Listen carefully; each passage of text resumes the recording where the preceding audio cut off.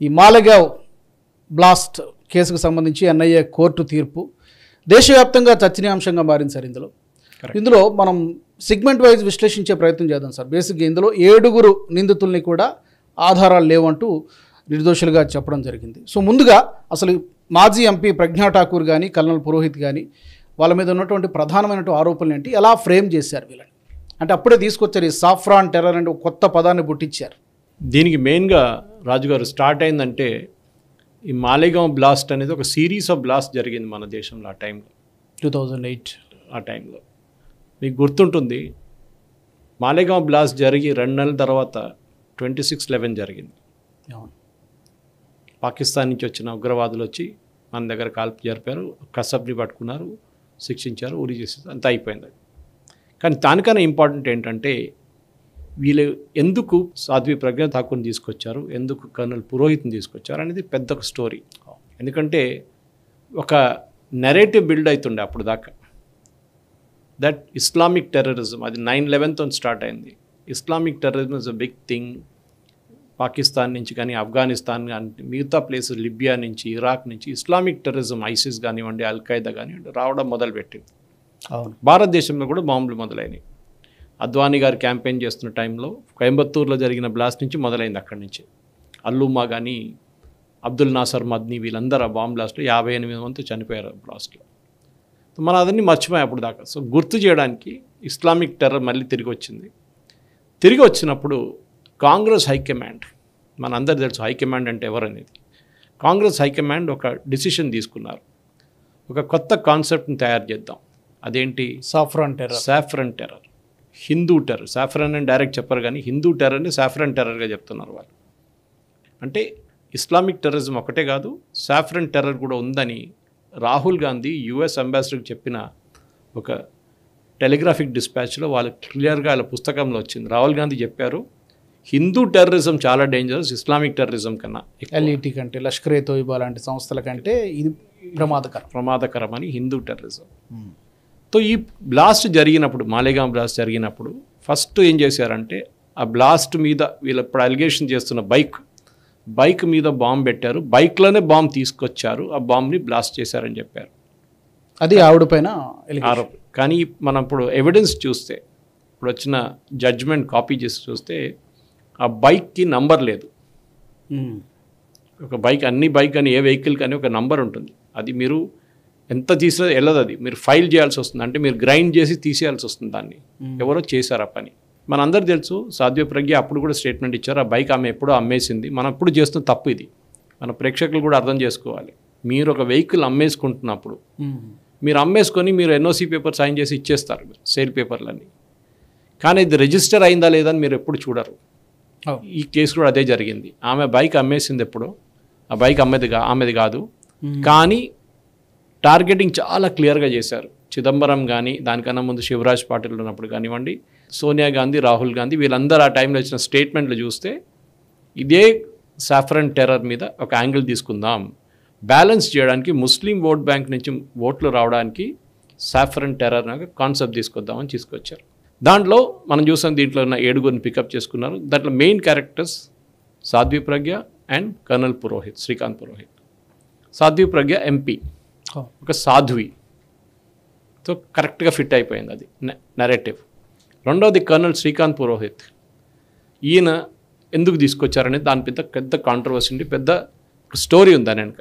మన ప్రేక్షకులకు తెలుసో లేదో కానీ శ్రీకాంత్ పురోహిత్ రోల్, ఆయన ఒక మిలిటరీ ఇంటెలిజెన్స్ ఆఫీసర్. మన దగ్గర స్టేట్ ఇంటెలిజెన్స్ ఆఫీసర్లు ఉంటారు, దాని తర్వాత ఐబీ అని సెంట్రల్ గవర్నమెంట్లో ఉంటుంది. అది కాకుండా ఒక్కొక్క డివిజన్కి, ఆర్మ్ ఫోర్సెస్కి వాళ్ళ ఇంటెలిజెన్స్ డివిజన్ ఉంటుంది. దాంట్లో అన్నిటికంటే పవర్ఫుల్ ఎంఐ అంటారు, మిలిటరీ ఇంటెలిజెన్స్. వీళ్ళు కాశ్మీర్లో చాలా మట్టుకు ఇప్పుడు జరుగుతున్న ఎన్కౌంటర్ కానీ దానికన్నా ముందు జరిగింది, ఎంఐ వాళ్ళ ఇంటెలిజెన్స్ మీద ఉంటుంది. అది లోకల్ ఇంటెలిజెన్స్ కానీ, టెక్నికల్ ఇంటెలిజెన్స్ కానీ ఇదంతా వాళ్ళు ట్రాక్ చేసుకొని ఎంఐ వాళ్ళు స్టోరీని తీసుకొస్తారు.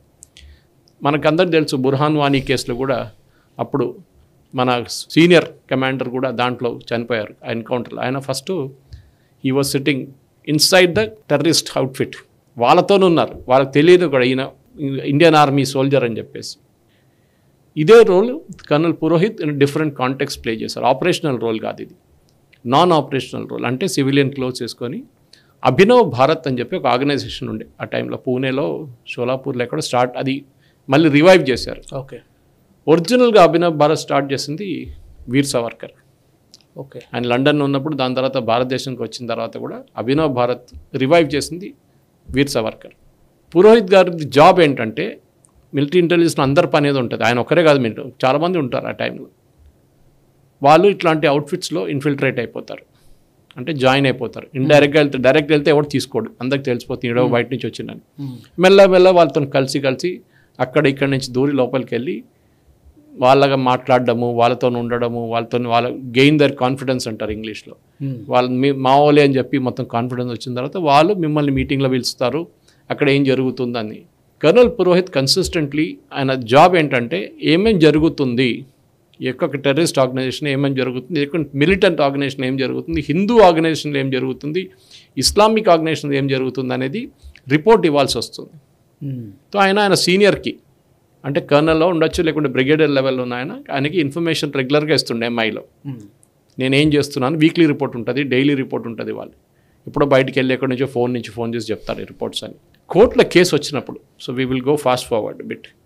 కోర్టులో కేసు వచ్చినప్పుడు, విచారణకు వచ్చినప్పుడు ఈ ఆర్మీ ఆఫీసర్ కర్నల్ పురోహిత్ వాళ్ళ బాస్ టెస్టిమోనీ ఇచ్చారు కోర్టులో, సేయింగ్ దట్ ఆయన చేసిన పని నాకు రిపోర్ట్ చేశాడు, అభినవ్ భారత్ అని చెప్పి ఆ అవుట్ఫిట్లో ఉన్నాడని చెప్పి మొత్తం రిపోర్ట్ నాకు ఎవ్రీ వీక్ నాకు రిపోర్ట్ వస్తుండే, వారానికి నాకు రిపోర్ట్ వస్తుండే ఏం జరుగుతుంది అనేది.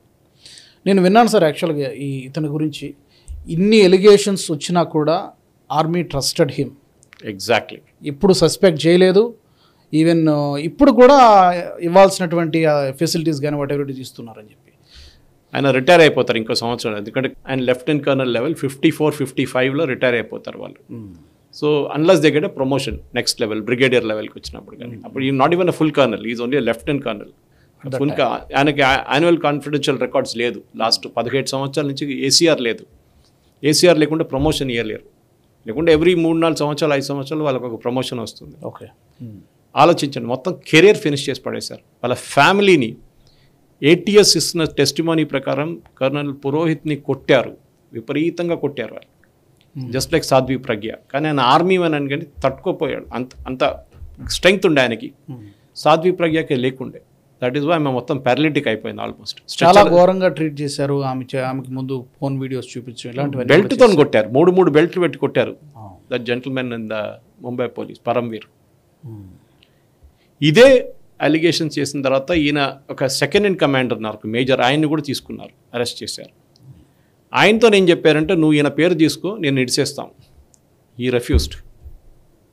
ఆర్మీ అది ఆర్మీ వాళ్ళ ఒక ఇది డిసిప్లిన్ ఆలోచించండి. మీరు చెప్పినట్ల ఇంత చేసిన తర్వాత కూడా ఆర్మీ వాళ్ళ వైఫ్ని వాళ్ళ పిల్లల్ని అందరిని చూసుకున్నారు. ఎందుకంటే ఒక టైం వచ్చినప్పుడు ఏం చెప్పారంటే మీ వైఫ్ని కూడా అరెస్ట్ చేస్తాం మేము అని చెప్పారు వీళ్ళు ATS వాళ్ళు. ATS వాళ్ళందరూ పనిచేసేది అండర్ కాంగ్రెస్ గవర్నమెంట్. అప్పుడు I think R.R. Patil was the home minister they, Congress గవర్నమెంట్లో అక్కడ స్టేట్లో. మహారాష్ట్ర హేమంత్ కర్కరే ATS వీళ్ళందరూ పరమ్వీరు వీళ్ళందరూ ఉన్నారు అక్కడే ఆ టైంలో.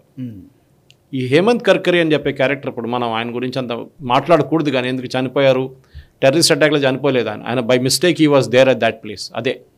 కానీ ఆయన గురించి RVS మణి గారు ఇదే స్టూడియోలో మాట్లాడారు. ఒకరోజు RVS మణి గారు అండర్ సెక్రటరీ హోమ్ ఉన్నప్పుడు మినిస్ట్రీ ఆఫ్ హోమ్ ఆఫీస్లో శివరాజ్ పాటిల్ హోమ్ మినిస్టర్ ఉన్నప్పుడు RVS మణిని ఎవరు పిలిపించారు, దిగ్విజయ్ సింగ్ పిలిపించారు. శివరాజ్ సింగ్ ఆఫీస్లో లేరు ఆ రోజు. శివరాజ్ సింగ్ క్యాబిన్లో కూర్చున్న మనిషి ఈయన పక్కన సోఫాలో కూర్చొని ఆర్డర్ ఇస్తున్నాడు హేమంత్ కర్కరేకి, నువ్వు వెళ్ళి అది చేయి, నువ్వు వెళ్ళి ఇది చేయి అని చెప్పేసి. RVS మణిని పిలిపించారంట.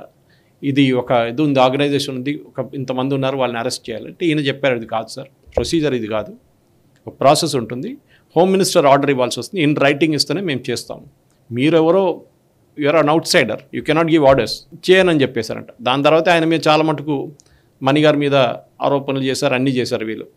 సో ఇది ఒక కాంటెక్స్ట్ ఉంది ఒకటి, అంటే Digvijay Singh was running the entire thing. ఈ వీడియో మీకు నచ్చినట్టయితే లైక్ చేయండి, 10 మందికి షేర్ చేయండి, అలాగే కామెంట్ల రూపంలో మీ అభిప్రాయాలను మాతో పంచుకోండి. Nationalist hub group of channels ను సబ్స్క్రైబ్ చేసుకుని తెలుగునాట జాతీయవాద జర్నలిజాన్ని ప్రోత్సహించండి. ఈ వీడియో కింద ఉన్న బెల్ ఐకాన్ పై క్లిక్ చేయడం మర్చిపోవద్దు.